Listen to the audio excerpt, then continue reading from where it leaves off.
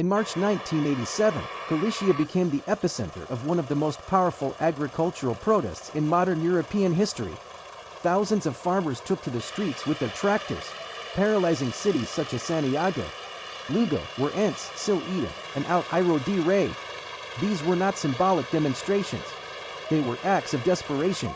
At the heart of the conflict stood a political decision made far from the fields, the imposition of milk production quotas by the European Economic, a measure designed to control overproduction across Europe, but one that would profoundly reshape the structure of the dairy sector not only in Spain, but across the continent.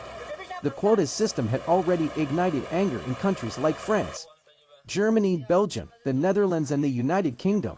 Throughout the 1980s, European farmers organized massive demonstrations, blocked highways, dumped milk in the streets, and confronted governments they felt had disconnected from rural reality.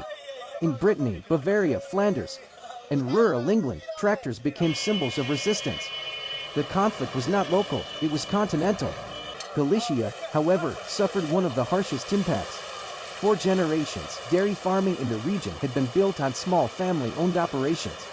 Suddenly, farmers were required to declare their annual milk production and were strictly limited by a fixed quota. Many, driven by fear of higher taxation or lacking reliable information, declared much less milk than they actually produced. What seemed like a cautious decision would later become a devastating trap. When these farmers attempted to modernize or expand their operations, they discovered they could no longer legally increase production. To grow, they were forced to purchase additional production rights, often at prices they could not afford. The result was suffocating. Thousands of small farms were frozen in place, unable to evolve, unable to compete, and ultimately forced to disappear. Meanwhile, a darker side of the system emerged across several countries. Others declared far more production than they had. Some individuals, without owning a single cow, obtained valuable quotas and later sold them for enormous profits. A speculative market had been created, one that rewarded manipulation rather than honest production. The consequences were structural and long-lasting. Rural depopulation accelerated. Entire communities lost their economic foundation. Traditional farming structures collapsed. Across Europe, the same pattern emerged: fewer farms, larger operations, increasing industrialization. The quota system did not just regulate milk, it redesigned the agricultural map of Europe. The images you are watching are not just archival footage.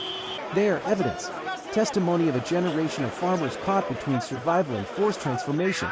Through Agropower 4.0, we preserve these stories because understanding the past is essential to understanding the present. We invite you to explore the Agropower 4.0 YouTube channel and discover the professional tools we use on real farms today. Available through the links in our bio. If this history matters to you, support its preservation, like the video, follow the channel, and become part of a global community that respects the real roots of modern agriculture. Because behind every modern farm, there is a story, and many of them began here, in 1987.